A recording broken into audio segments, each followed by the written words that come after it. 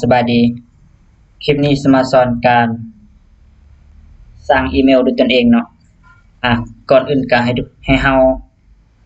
เลือกโปรแกรมเบราว์เซอร์ตัวใดตัวหนึ่งขึ้นมาในที่นี้ข้อยสิใช้โปรแกรมตัวนี้โปรแกรม Google Chrome ตัวนี้เปิดขึ้นมาเนาะ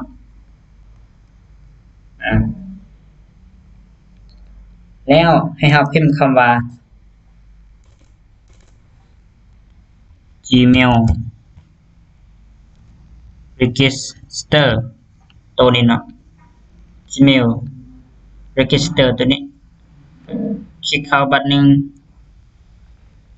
โอเค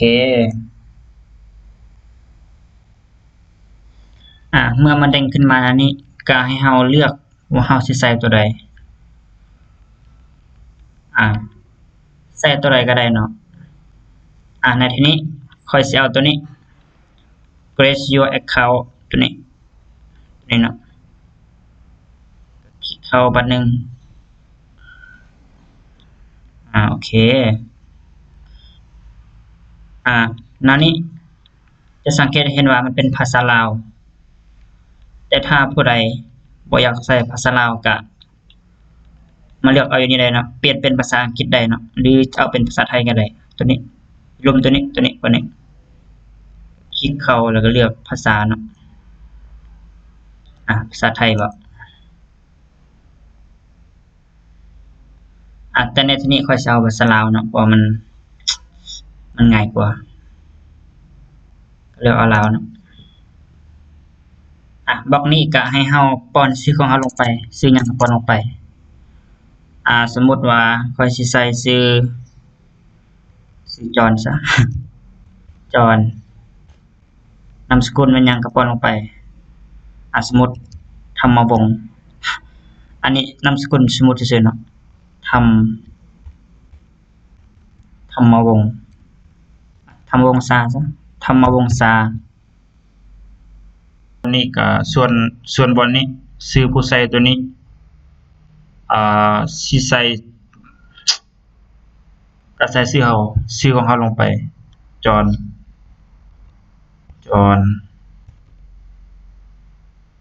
ธรรมวงศา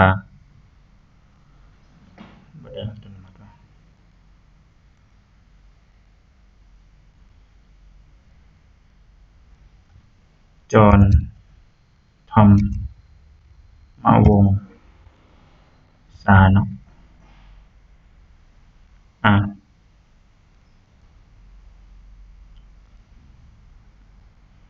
ส่วนรหัสนี่เราสิใส่จังได๋ก็ได้เนาะแต่ว่าเราต้องได้จื้อเนาะ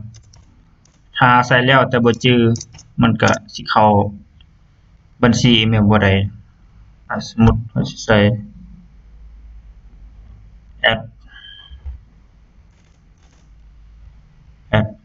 1 2 3 4 5วันนี้ก็ใส่คือกัน1 2 3 4 5หลังจากป้อนแล้วก็ next บนนี้ next แสดงว่ามันวางรหัสสั้นเกินไปเราก็ใส่ไหม1 2 3 4 5 6 7 8 9 A ซะ1 2 3 4 5 6 7 8 9 A โอเค next ถ้าเป็นภาษาอังกฤษ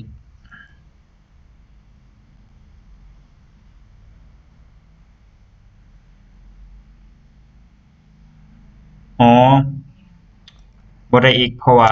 เราต้องได้ป้อนรหัสที่ซับซ้อนกว่านี้เมื่อกี้นี่เขาใส่นี่มันง่ายโพดเอาแบบยากๆมันใส่จังได๋วะ1 2 3 4 5 6 A ซะเอาใหม่1 2 3 4 5 6 A ซะลองเบิ่งบัดนี้นี่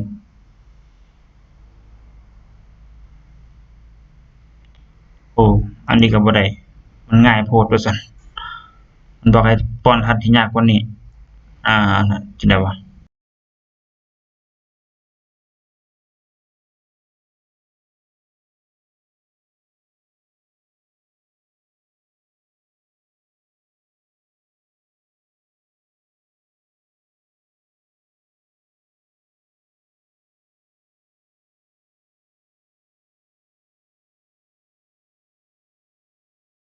next เบิ่ง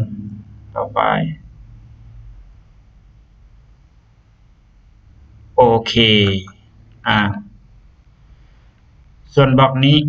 ก็ให้เฮาป้อนเบอร์ของเฮาลงไปเบอร์หยังก็ป้อนลงไปเบอร์ค่อยแม่น020 58071 58071 814อันนี้เป็นเบอร์ค่อยเนาะเมื่อป้อนแล้วก็ next หรือต่อไปบ่นี้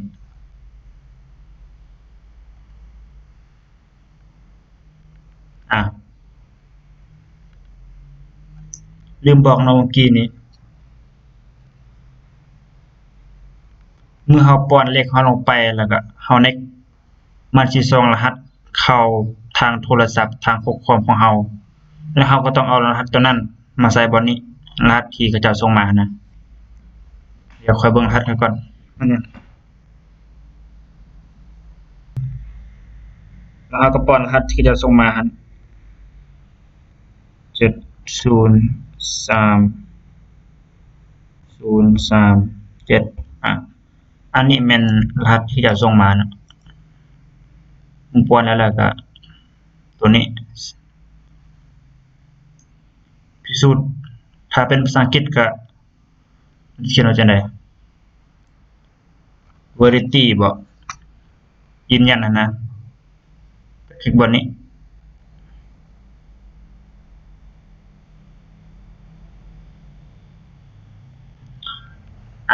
หน้าน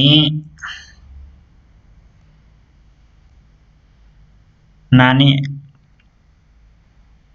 มันให้เฮาต้องได้ใส่วันเดือนปีเกิดของเฮาเนาะแต่ว่าข้อยสิบ่ใส่วันเดือนปีเกิดแท้ข้อยสิใส่สมมุติอันนี้สมมุติซื่อๆเนาะวันที่5สมมุติวันที่5อันนี้สมมุติซื่อๆเดือนมังกรซะปีหยังก็ใส่ลงไปโลดสมมุติซื่อๆได้นี่สมมุติ2000เพศส่วนเพศนี่สิใส่หรือบ่ใส่ก็ได้เนาะเดี๋ยวข้อยสิเอาเพศชายnext ต่อไป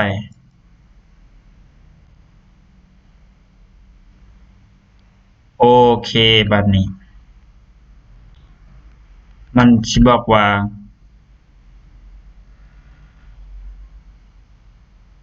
ท่านต้องการท่านสามารถเพิ่มเบอร์โทรศัพท์ของท่านในบัญชีของท่านสำหรับการใช้ในทั่วการบริการของ Google ได้หน้านี้ข้อยก็สิข้ามไปเลยเนาะยอมรับแล้วก็ข้ามไปบ่นี้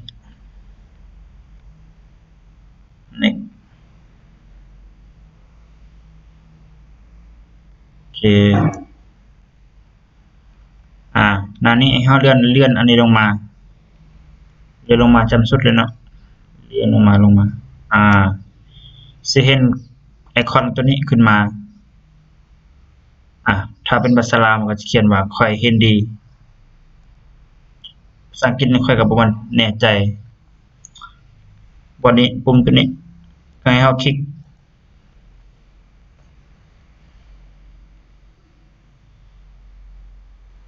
ท่าบ่นึงเนาะ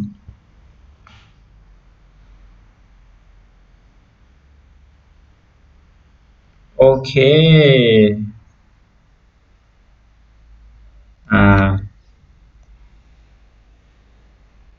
โอเคเนาะ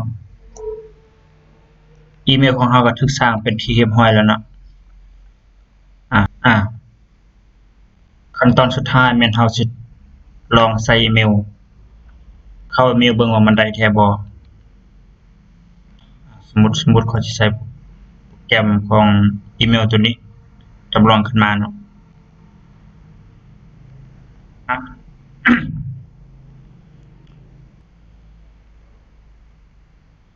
ให้เลือกเอาตัวนี้เนาะ account หลังจากนั้นให้เลือก add account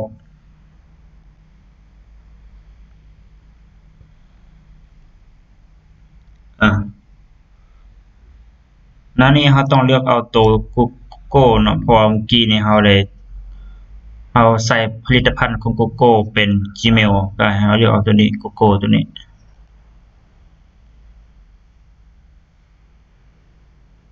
ถ้าบันนึงเนาะ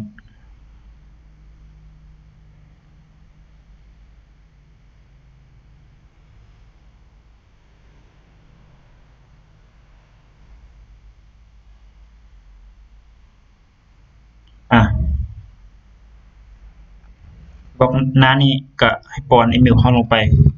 อีเมลที่เราสร้างมาเมื่อกี้นี้ชื่อจอห์นธรรมวงศ์สา next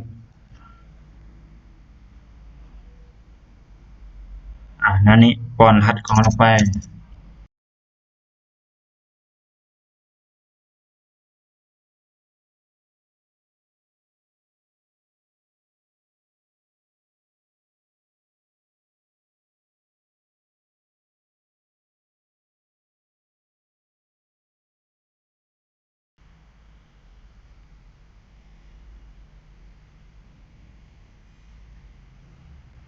ถ้าบันนึงเนาะ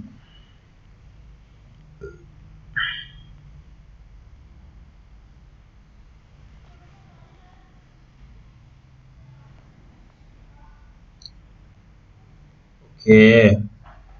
เลื่อนเลยลงมาเลื่อนคำว่าอนุญาตปุ่มตัวนี้บนขั้วมือตัวนี้คลิกเข้าบันนึง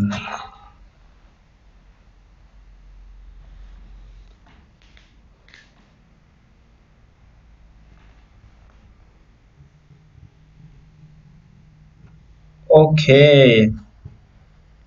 อีเมลของเราพร้อมใช้งานได้แล้วเนาะกดออกเลยตัวนี้